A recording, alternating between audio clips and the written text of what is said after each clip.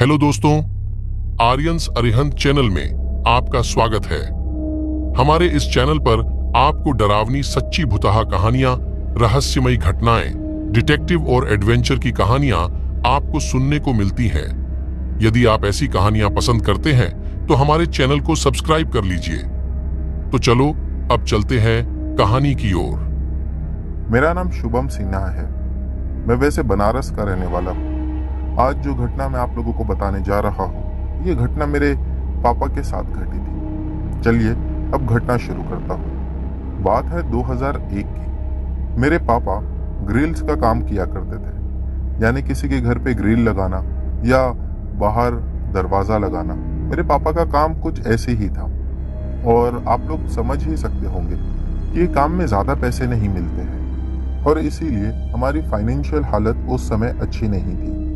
एक बार की बात है कि मेरे पापा को दूर बहुत बड़ा प्रोजेक्ट मिला था। लगभग वहां पे जो काम था वो काफी समय तक चलने वाला था। पापा ने मेरी मम्मी को सारी बातें बताई और कहने लगे कि मैं जाऊंगा तो शायद मुझे 10 दिन भी लग जाए, लेकिन मैं काम पूरा खत्म करके ही आऊंगा क्योंकि काम काफी बड़ा है और पैसे भी अच्छे मिल जाएंगे। मम्मी ने नहीं चाहते हुए भी पापा को हाँ बोल दिया क्योंकि हमें पैसों की बहुत जरूरत थी। मेरे पापा काम के लिए चले गए। हमारे गांव से दूसरे गांव में उस जमाने में एक मुखिया का घर बनाना था, तो लगभग कुछ 30 से 35 किलोमीटर की दूरी पर वो गांव था और वहां पर पापा को जाकर रहना था।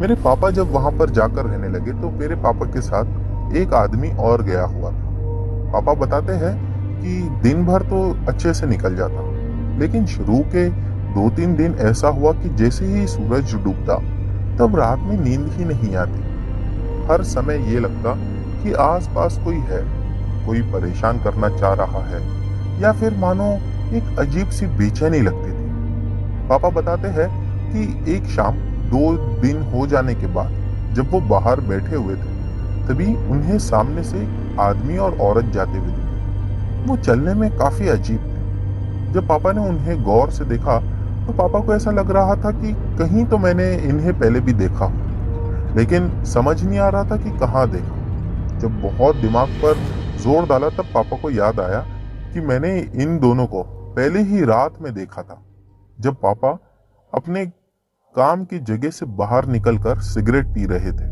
तब यही 2 लोग वहां से गुजर रहे थे और गुजरते गुजरते पता नहीं कहीं गायब ही हो गए। पापा उन दोनों को देखकर सोचने लगे कि ये दोनों इतना अजीब क्यों चल रहे हैं। उनको देखकर भी कुछ अच्छा नहीं लग रहा था, जैसा कहते हैं ना कि नेगेटिव वाइब्स आती है, बस वैसा ही कुछ। वो चलते चलते पापा को घूरने लगे और फिर अपनी मुंडी घुमा दी और उसके बाद बस एक रोबोट जैसा चलने लगे। उनके शायद पैर में मार लगी हुई थी, इस वजह से वो वैसा चल रहे थे या पता नहीं। पापा का कहना है कि शुरू के 2 दिन में जब पापा ने उन्हें पहली बार देखा था, उसके बाद के 2 दिन पापा को ऐसा लगता था कि साथ में कोई है और अब पापा को ये चीज रियलाइज होने लगी कि साथ में जब भी उन्हें लगता था कि कोई है तो ऐसा लगता था कि वही दोनों हैं। पापा ने ये बात किसी को नहीं बताई। अगले दिन पापा के साथ में जो मजदूर वहां पर काम करने गया हुआ था, उसे किसी अर्जेंट काम से हमारे ही गांव लौट कर आना था। फिर वो हमारे गांव लौट कर आ गया। मेरे पापा वहां पर अकेले ही बचे थे काम करने के लिए और जो मजदूर था वो ये बोलकर निकला था कि अगर काम जल्दी हो गया तो मैं रात तक आ जाऊंगा, वरना अर्ली मॉर्निंग अगले दिन मैं पहुंच ही जाऊंगा। पापा उसी का इंतजार कर रहे थे। जैसा तैसा दिन का काम खत्म किए और उसके बाद शाम में आराम से बाहर बैठ गए। वैसे भी गांव में लोगों की आदत होती है कि पूरा दिन काम करने के बाद, खाना हो जाने के बाद वो लोग शाम में बाहर कहीं पर भी टहलने निकलते हैं या दोस्तों के साथ कुछ देर बातें करने के लिए। पापा का वहां पर कोई दोस्त तो था नहीं, तो वो अकेले ही बाहर उसी बड़े से बंगले के या हवेली कहिए, कुर्सी डालकर आंगन में बैठे हुए थे कि उन्होंने फिर से वही दोनों को देखा जो सामने से गुजर रहे थे। इस बार वो पूरे भीगे हुए थे। बारिश का मौसम नहीं था, लेकिन हाँ, ठंड बहुत कड़ाके की थी। पापा सोचने लगे कि इतनी कड़कती हुई ठंड में भी ये दोनों पूरे भीगे हुए हैं और पता नहीं कहाँ जा रहे हैं। बात बिल्कुल समझ में नहीं आ रही थी। पापा ने उस पर ज्यादा ध्यान नहीं दिया और बस अपना बैठे रहे। पापा सोचे कि अगर ये लोग आकर मुझसे कुछ बात करेंगे तो मैं बात करूं। उनको देखकर ऐसा लग रहा था कि शायद वो पापा को कुछ बोलना चाहते हैं या कुछ इशारा कर रहे हैं, लेकिन पापा उस समय काम की वजह से इतने ज्यादा थके हुए थे कि उनका ध्यान वो सब बातों पर गया ही नहीं। फिर पापा बताते हैं कि जब मैं रात में सोने के लिए उस हवेली में गया तो वो हवेली में मेरे अलावा कोई नहीं था। लगभग उस हवेली में 9 कमरे थे और पापा बीच में, यानी कि नीचे जो डाइनिंग रूम होता है, वहीं पर अपनी चटाई डालकर सोया करते थे। वो रात पापा को नींद ही नहीं आ रही थी। जब बहुत समय के बाद पापा की आंख लगी तो एक भयानक सपने से उनकी आंख खुली। जब घड़ी में टाइम देखा तो रात के 1:15 हो रहे थे और हल्की हल्की सी आवाज आ रही थी। ऐसा लग रहा था जैसे सूखे पत्तों पर कोई चल रहा है। पापा ने अपने आसपास देखा तो उन्हें कोई दिखाई नहीं दिया। उसके बाद वो आवाजों का आना एकदम से रुक गया। करीब 2 मिनट रुका और फिर से वो आवाजें आना शुरू हुई। इस बार जब वो आवाजें आ रही थी तो ऐसा लग रहा था जैसे वो आवाजें बिल्कुल पास ही में से आ रही है। पापा उठे और अपने आसपास देखने लगे, लेकिन उन्हें कोई दिखाई नहीं दिया। फिर उन्होंने दरवाजा खोला और दरवाजा खोलकर जब देखा तो पाया कि बाहर वही दोनों उन्हीं के, यानी कि वही बंगले के आंगन में टहल रहे थे। पापा को देखकर कुछ अजीब लगा कि ये लोग यहाँ पर क्या कर रहे हैं। पापा ने वही हवेली के दरवाजे से खड़े होकर चिल्लाया, क्या हुआ? कौन है तुम लोग? और इतनी रात में यहाँ क्या कर रहे हो? लेकिन इस पर उनका कोई जवाब न था। वो बिल्कुल शांत खड़े हुए थे। फिर पापा ने दोनों से दोबारा चिल्लाकर कहा, क्या आप लोग यहाँ क्यों हो? यहाँ से बाहर चले जाओ, ये प्राइवेट प्रॉपर्टी है। इसके बावजूद सामने से कोई जवाब नहीं आया। पापा समझ चुके थे कि कुछ तो गड़बड़ है। पापा जब उनके करीब जाने को हुए तब वो दोनों एक ही जगह रुक गए। ऐसा लगने लगा कि वो लोग पापा का ही आने का इंतजार कर रहे थे। इसीलिए पापा उनसे लगभग 10 फीट की दूरी पर जाकर खड़े हुए और दोबारा कहा, आप लोग को समझ नहीं आ रहा है? मैंने कहा ना, यहाँ से चले जाओ। कौन है आप लोग? यहाँ क्या कर रहे हो इतनी रात में? वो लोग पापा को देखे और अपने बाई ओर के दोनों हाथ उठाकर उंगली से कुछ इशारा करने लगे। जिस ओर वो लोग इशारा कर रहे थे वहां पर कुछ नहीं था, बस सूखा चटियल मैदान था और कुछ गिनती के पेड़ लगे होंगे। पापा ने उस मैदान की ओर देखा। उन्हें समझ नहीं आया और कहीं उन्हें ये भी लग रहा था कि शायद हो सकता है ये दोनों वहीं पर रहते हो, इसीलिए ये दोनों मुझे उस मैदान की ओर इशारा करके दिखा रहे हैं। पापा ने कहा कि अगर आप लोग वहां रहते हैं तो वहां चले जाओ, यहाँ पर परेशान करके क्या फायदा। लेकिन इस पर भी वो लोग कुछ नहीं बोले। अब पापा को गुस्सा आने लगा। उन्होंने एक बार फिर चिल्लाकर कहा, अरे क्या गूंगे हो? कुछ बोल रहे क्यों नहीं? लेकिन वो दोनों ऐसे ही अपना बाया हाथ उठाकर उसी मैदान की ओर इशारा करते हुए आगे बढ़ने लगे। जब वो लोग वहां से निकल गए तो पापा को लगा कि शायद अब ये लोग चले गए। पापा फिर से रूम में अपने आ गए, यानी उस हवेली में चले गए और जाकर अपने बिस्तर पर लेट गए। लेकिन 20-25 मिनट बाद फिर से वही आवाजों का आना शुरू हो गया। इस बार पापा को गुस्सा आने लगा। पापा उठे, बाहर निकलकर दोनों को इस बार सोचा कि जाकर बहुत चिल्लाऊंगा और एकदम जाकर करीब खड़े हो गए। जब पापा करीब खड़े हुए तो पापा ने देखा कि उनका चेहरा बहुत अजीब सा बुरा लग रहा था, जैसा मानो किसी मांस के टुकड़े को अगर कई समय तक हम किसी मिट्टी में दबाकर रख दें तो उसमें कीड़े लग जाते हैं और बदबू भी आने लगती है। वैसे ही उनके चेहरे पर छोटे मोटे कीड़े रेंग रहे थे। चेहरा कटा फटा था और बहुत अजीब सी बदबू आ रही थी। पापा ने कहा कि आप लोग ऐसे कैसे हो? पापा ये बोलकर एकदम से रुक गए, जैसा मानो पापा की चलती हुई सांस रुक गई। उन दोनों ने फिर से बाएं हाथ का इशारा करते हुए उसी मैदान की ओर इशारा किया। पापा ने इस बार सोचा कि इस बार मुझे ही जाकर देखना होगा कि वहां क्या है। वो दोनों इशारा करते हुए वहां से आगे बढ़े और पापा भी उनके पीछे पीछे चल रहे थे। कुछ दूरी पार करने के बाद वो दोनों एकदम से रुके और पीछे की ओर पलटे पापा को ही शायद देख रहे थे या पता नहीं कुछ और इशारा करना चाह रहे थे। फिर पापा ने उन दोनों को देखा, लेकिन किसी ने कोई बात नहीं की। वो फिर आगे बढ़ने लगे। पापा उनके पीछे पीछे चल रहे थे। जब उस मैदान के खत्म होने पर ये सब लोग पहुंचे तो वहां पर एक छोटा सा तालाब था। वो तालाब के पास जाने के बाद पापा ने देखा कि वो दोनों एकदम से गायब हो गए, जैसा मानो वहां पर कोई था ही नहीं। पापा ही ने जब ये देखा तो वो पसीने में नहा गए और डर के मारे उस ठंड में भी कांपने लगे। पापा अब ये सोचने लगे कि ये दोनों अचानक से कहाँ चले गए, और वहां से भागते हुए वो अपनी हवेली की ओर आए। हवेली की ओर आने के बाद उन्होंने दरवाजा बंद किया और चुपचाप अपने बिस्तर पे लेट गए।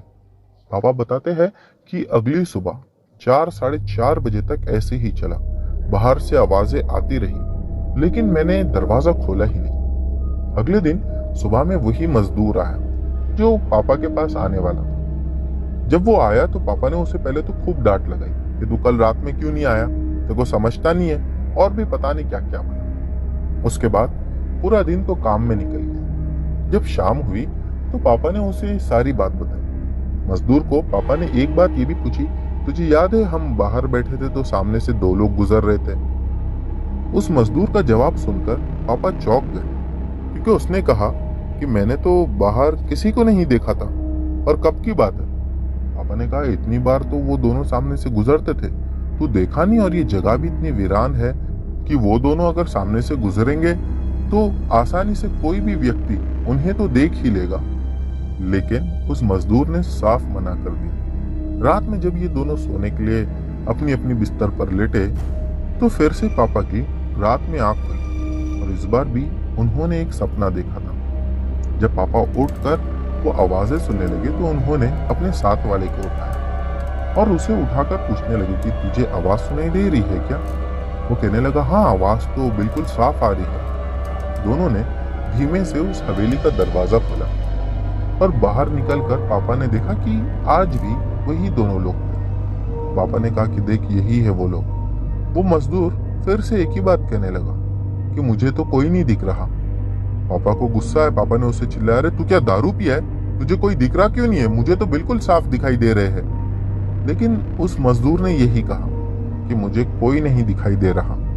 और इस बार भी वो दोनों उसी मैदान की ओर इशारा करते हुए आगे जाने लगे। पापा ने कहा कि चल इस बार देख ही लेते वहां पर क्या है। जब उस तालाब के पास पहुंचे तो एक बार फिर ये हुआ कि वो दोनों ही वहां से गायब हो गए। वो मजदूर पापा को बोलने लगा, अरे यहाँ कोई था ही नहीं और तुम किसकी बात कर रहे हो कि गायब हो गए? जब कोई था ही नहीं तो गायब कौन होगा? पापा को बहुत गुस्सा है। अब पापा ने ठान लिया था कि अगले दिन उन्हें क्या करना है। अगली सुबह होने के बाद पापा ने उसी घर वाले आदमी को बुलाया और उससे पूछताछ करने लगे, लेकिन उसने भी साफ मना कर दिया। वो कहने लगा ऐसा कुछ नहीं है। पापा ने गांव में लोगों से जाकर ये सब बातचीत की। गांव के कुछ लोग थे जिन्होंने कहा कि हमें जाकर देखना चाहिए, उस तालाब के पास हो सकता है कुछ हो। जब सभी लोग मिलकर उस तालाब के पास पहुंचे और तालाब में 2-4 लोगों को अंदर भेजा गया तो पता चला कि 2 लाशें अंदर पड़ी हुई है। वो लाश को बाहर निकाला गया और उसके बाद पापा के होश उड़ गए, क्योंकि ये दोनों वही थे जो पापा को दिखाई दे रहे थे। पापा ने चीखते चिल्लाते हुए कहा, यही लोग तो मुझे दिखाई दे रहे हैं। गांव में लोगों से और पूछताछ की गई तो पता चला कि पास वाले ही गांव में ये दोनों रहते थे और वो दोनों एक दूसरे से प्यार करते थे। उसके बाद गांव में बहुत सारी जांच करने के बाद एक और बात ये पता चली कि जो लड़की थी उसके माता पिता नहीं चाहते थे कि ये दोनों आपस में शादी कर ले, इसीलिए वो लोग उस लड़की की शादी को मना कर रहे थे। शायद सबको अब बात समझ में आ गई थी कि हो सकता है दोनों ने आत्महत्या कर लिया, लेकिन अगर आत्महत्या की होती तो बार बार वो लोग मेरे पापा को दिखाई ना देते। उस जमाने में बताते हैं कि पुलिस का भी इतना ज्यादा इंटरफेरेंस नहीं होता था, इसीलिए केस तो कब का दब चुका था। लेकिन पापा के जिद करने पे और बड़े बड़े लोगों से लागवक लगाने के बाद वो केस को दोबारा खोला गया और जब जांच पड़ताल की गई तो ये पता चला कि उस लड़की के माता पिता ने ही उन दोनों को मरवाया था और उस तालाब में फिकवा दिया था। उसके बाद उसके माता पिता को कड़ी से कड़ी सजा हुई और पापा बताते हैं कि लगभग मेरा काम खत्म होने तक मैंने फिर उन लोगों को वहां पर कभी नहीं देखा। शायद हो सकता है कि उनकी आत्मा को मुक्ति मिल गई होगी। तो दोस्तों, ये थी शुभम सिन्हा की पहली कहानी। बढ़ते हैं हमारी अगली कहानी की ओर। दोस्तों, हमारी अगली कहानी विनीता जी ने भेजी है। इन्होंने पहले भी हमारे चैनल के साथ 2-3 कहानियां शेयर कर रखी है। चलिए इनकी कहानी शुरू करते हैं। ये कहानी आज से 7 साल पुरानी है। मैं आप लोगों को 2015-16 की बात बता रही हूँ। तभी हम सभी दोस्तों ने लद्दाख जाने का प्लान किया था और लद्दाख जाने के टाइम पर हम लोगों ने सोचा कि हम बाइक पर जाएंगे। हमारा ट्रिप काफी अच्छा प्लान हुआ था। वैसे ही हम सभी लोग कहीं ना कहीं जाते रहते हैं। लद्दाख के बारे में हमने बहुत सुना था, लेकिन काफी लंबा ट्रिप था तो वो बार बार पोस्टपोन हो रहा था। फिर हम सभी लोगों ने सोचा कि इतना डिले भी हो रहा है और एक डेट भी डिसाइड नहीं हो रही है। बहुत सारी प्लानिंग्स के बाद वो हमारा प्लान बन चुका था। हम कुछ 23 दिसंबर की रात में निकले थे और हमें पता था कि हमें लद्दाख पहुंचने में 2 दिन का समय तो लगेगा।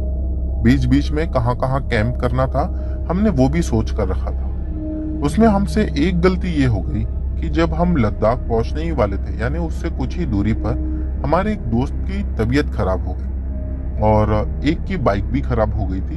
हमारे पास 5 बाइक थी और 10 लोग थे। जब हमने ये देखा तो हमने सोचा कि उसी समय वहीं पर कैंप लगा लेते हैं, शायद इनकी तबीयत ठीक हो जाए तो अच्छा होगा, आगे का सफर तय करने में और ज्यादा आसानी होगी। हमारा एक दोस्त था जिसका नाम दानिश था और उसी की तबीयत खराब हुई थी। वो बता रहा था कि मेरे से बिल्कुल भी बाइक चलाने नहीं हो रहा है, पैर और कमर में काफी ज्यादा दर्द है। उसकी ये बात सुनकर ही हमने वहां पर कैंप करने का सोचा। जब हम वहां पर कैंपिंग कर रहे थे तब कुछ रात के 9:30 बजे के आसपास हम खाना खाने के लिए बैठे। तो खाना खा रहे थे और ठंड भी काफी ज्यादा थी। अचानक से हमें कुछ आवाजें सुनाई। मेरे दोस्त ने कहा कि ये एकदम जंगली रास्ता है, आसपास कुछ है भी नहीं, हो सकता है कि कुछ जंगली जानवर ही होंगे जिनकी आवाजें हमें सुनाई दे रही है। इसमें घबराने की और डरने की कोई बात नहीं।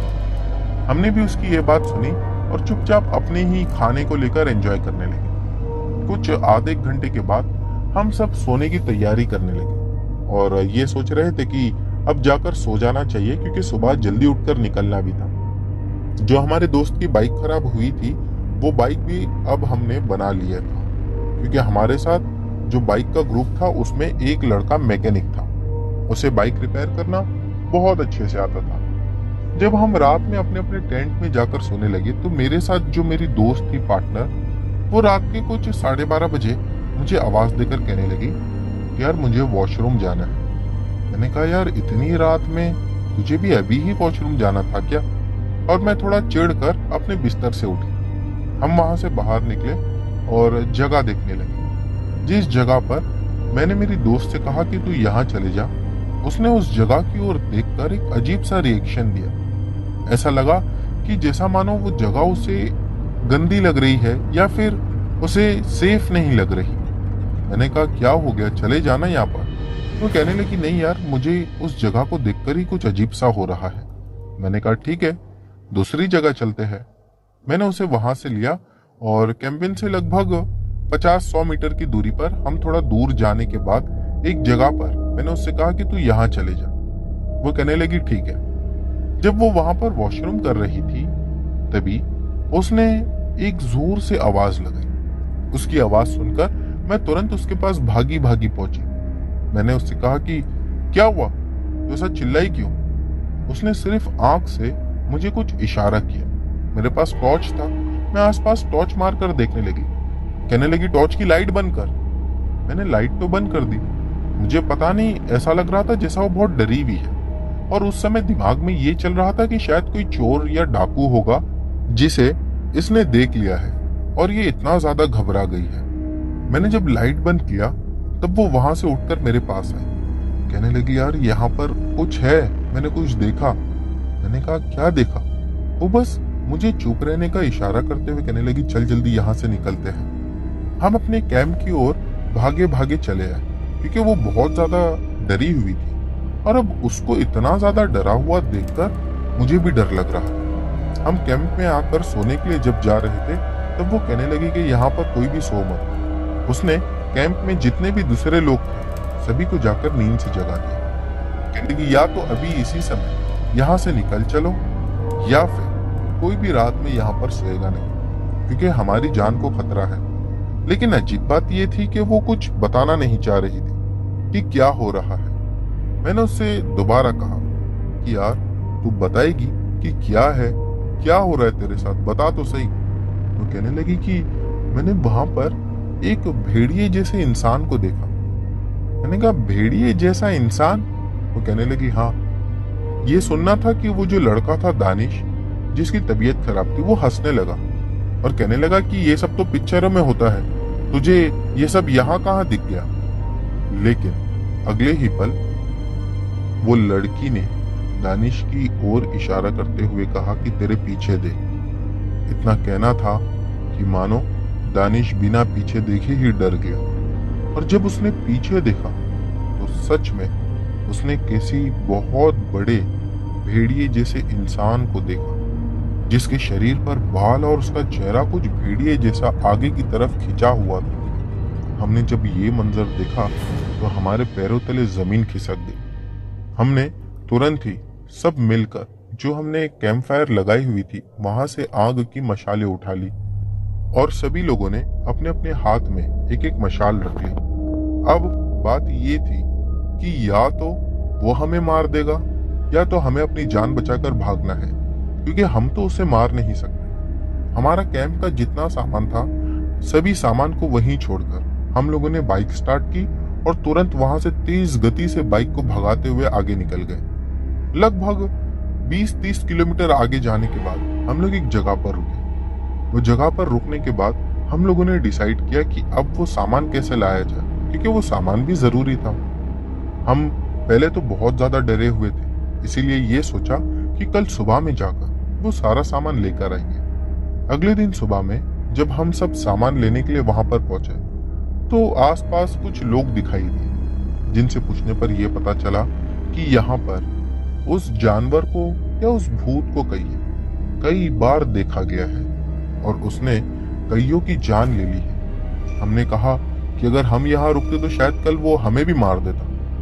ये सुनकर उनमें से एक आदमी कहने लगा कि आप लोग नसीब वाले हो कि आप लोग बच गए, वरना अगर उसके हाथों लगते तो पक्का आप सभी की मौत थी।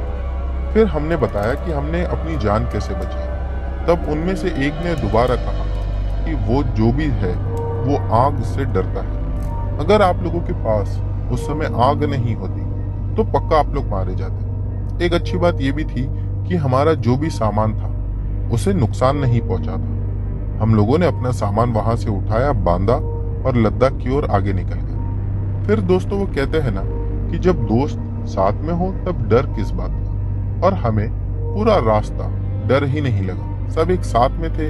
वो बात को हम लोगों ने वहीं पर भुला दिया। लेकिन आज भी जब उस क्रिएचर को याद करती हूँ तो मुझे बहुत ज्यादा डर लगने लगता है। और दोस्तों एक बात ये भी मैं आप लोगों को बता देना चाहती हूँ। वो लोगों का कहना ये था कि ये जो भी क्रिएचर है ये सिर्फ पहाड़ी इलाकों में ही देखा जाता है और पाया जाता है। तो दोस्तों ये थी विनीता जी की कहानी। उम्मीद करता हूँ कि आपको पसंद आई होगी। बढ़ते हैं हमारी अगली कहानी की ओर।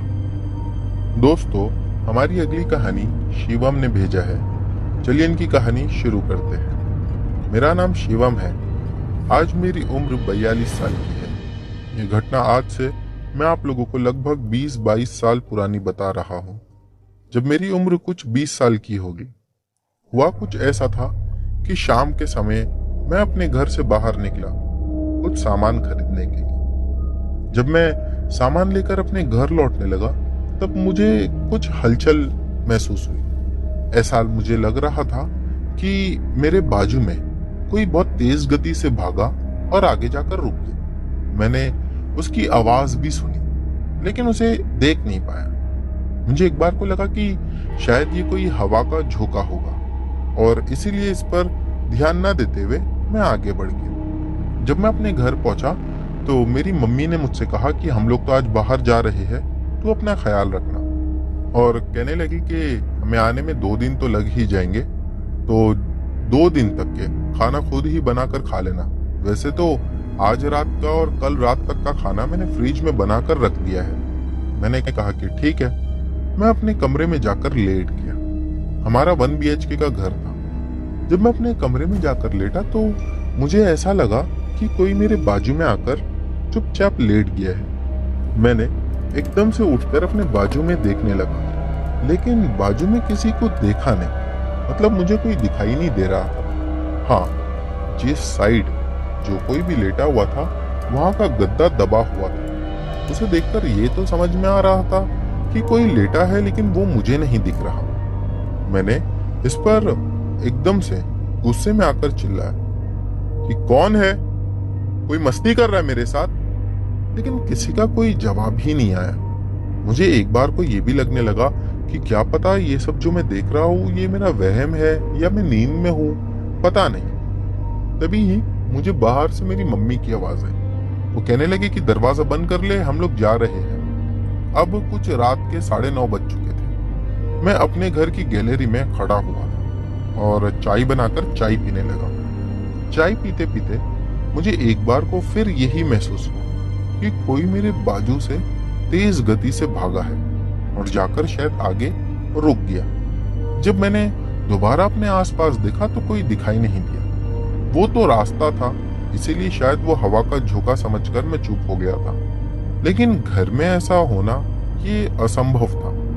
मैंने फिर भी वहां पर चुप रहना ही ठीक समझा। चाय पीने के बाद अब मैं थोड़ी देर गेम खेलने लगा। हमारे पास वीडियो गेम्स थे, वही निकाल कर खेल रहा था कि मेरा वीडियो गेम चलते चलते बार बार बीच में रुक रहा था।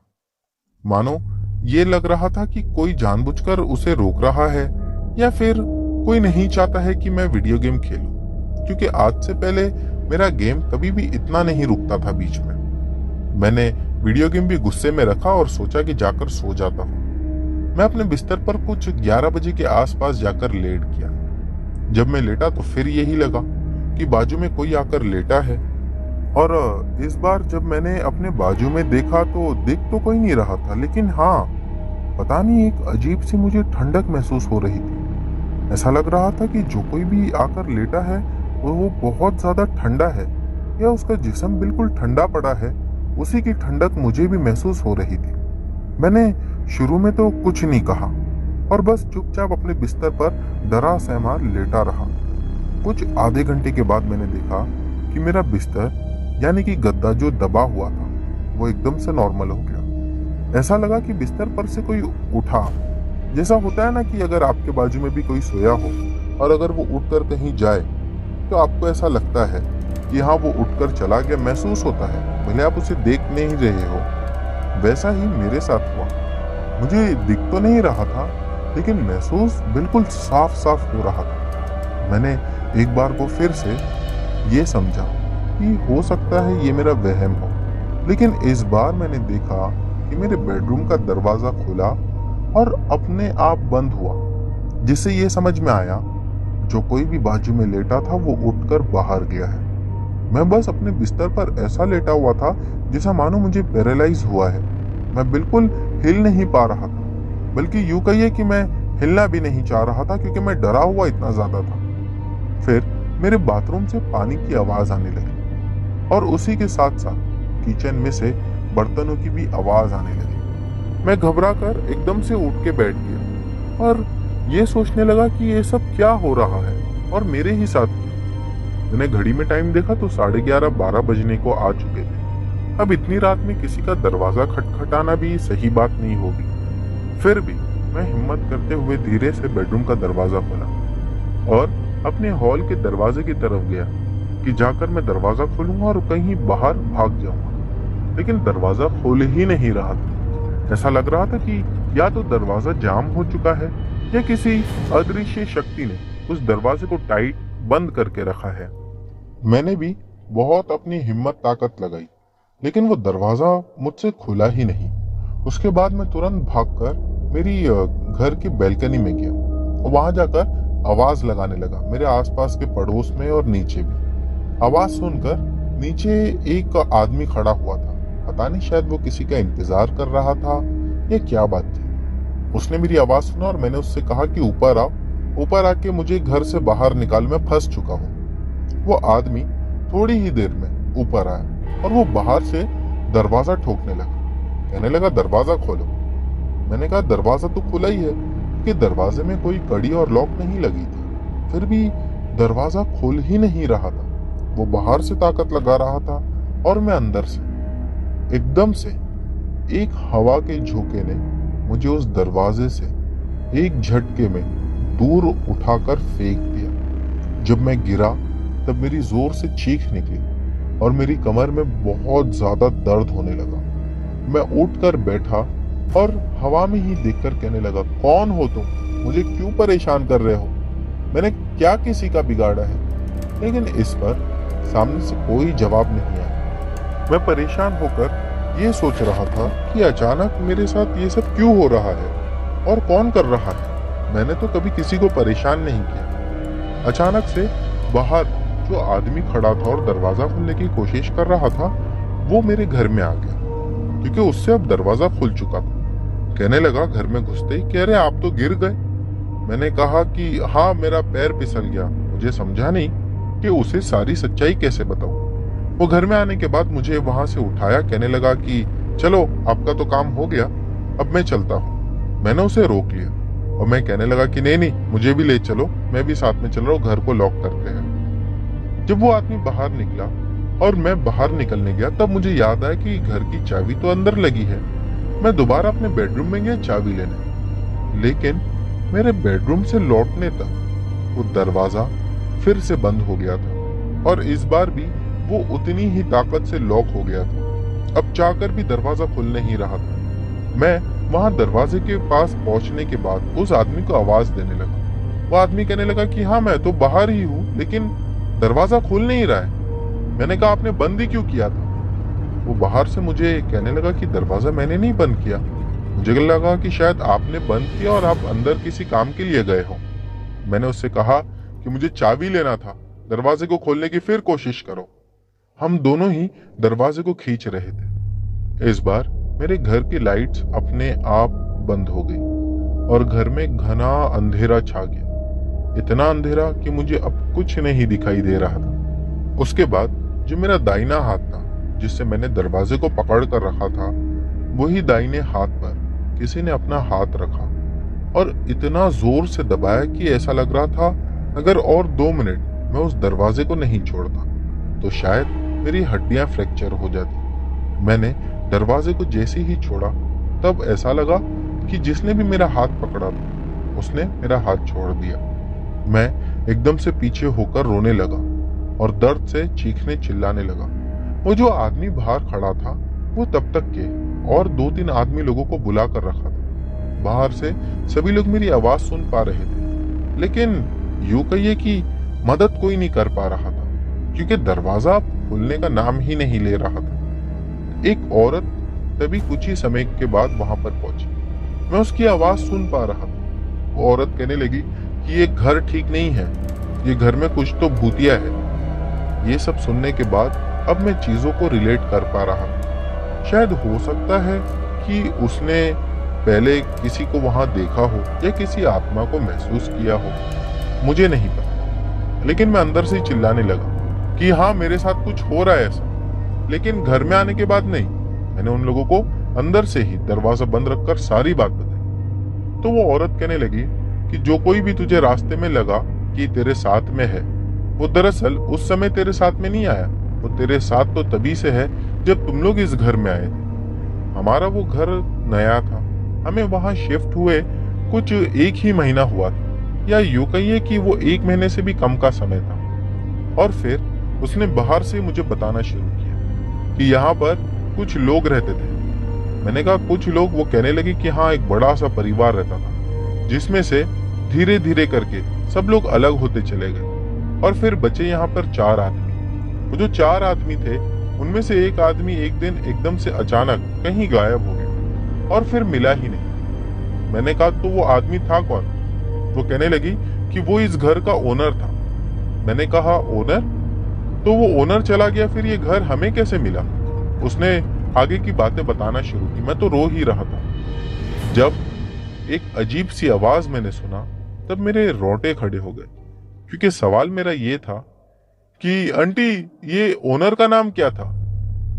उस औरत ने कुछ नहीं कहा और एक सन्नाटे में वो गुर्राती हुई आवाज गूंज उठी। वो आवाज ने कहा, प्रतीक।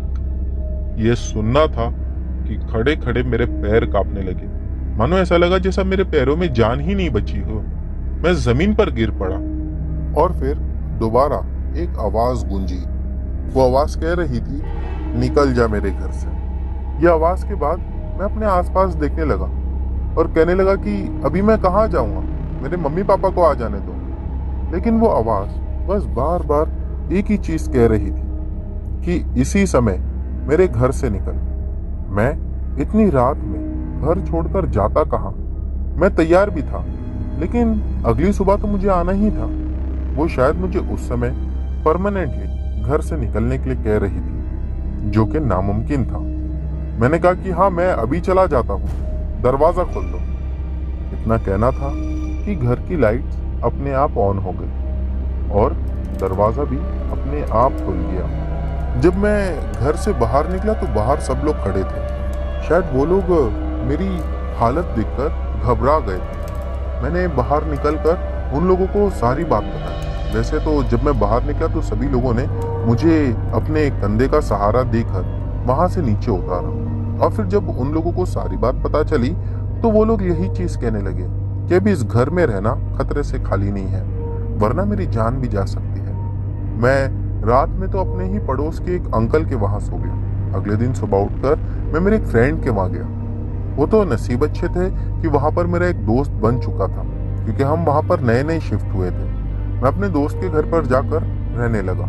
2 दिन बाद जब मेरी मम्मी पापा आने वाले थे तब शाम में मैं अपने घर के पास आया और नीचे ही घर के इंतजार करने लगा, क्योंकि मुझे बहुत डर लग रहा था। शायद मैं अकेला ऊपर नहीं जाना चाहता था। कुछ ही समय में मेरे मम्मी पापा आए। जब कुछ 8:30 बज रहा था, आने के बाद मैंने उन लोगों को सारी बात बताया। मैं जानता था कि वो लोग मेरी बात पर विश्वास करेंगे ही नहीं, तो मैं मम्मी पापा को लेकर उस आंटी के घर पर गया जो सारी बात जानती थी। जब मेरे मम्मी पापा और मैं वहां पर पहुंचे तो वो आंटी हमें देखकर सारी बात कहने लगी और मेरे पापा से कहने लगी कि अगर अब आप लोग उस घर में जाओगे तो जान का खतरा है, आप लोग मर सकते हो। पापा ने कहा कि हमने बहुत पैसा देकर अभी ये घर लिया है, हम इस घर को छोड़कर ऐसी कहीं नहीं जा सकते हैं। पापा जिद करने लगे। तब उस आंटी ने कहा कि तुम्हें भले कुछ नहीं होगा, लेकिन तुम्हारा बच्चा जान से मारा जाएगा। बस इतना सुनना था कि पापा एकदम से रुक गए और कहने लगे कि अभी इसका उपाय क्या है। फिर जिससे घर लिए थे उसी ब्रोकर के पास हम दोबारा गए और जाकर उसे मेरे पापा ने बहुत चिल्लाया। उससे कहा कि हमें हमारे पैसे वापस दे और ये घर वापस ले। तो ब्रोकर हमसे कहने लगा कि घर किसी और को बेच देंगे, लेकिन मेरे पापा ने साफ इनकार किया। पापा कहने लगे कि जो दिक्कतों का सामना मैंने किया है, मैं नहीं चाहता कि किसी और की जान को खतरा हो। जिसका घर है मुझे उससे पैसे वापस दिला।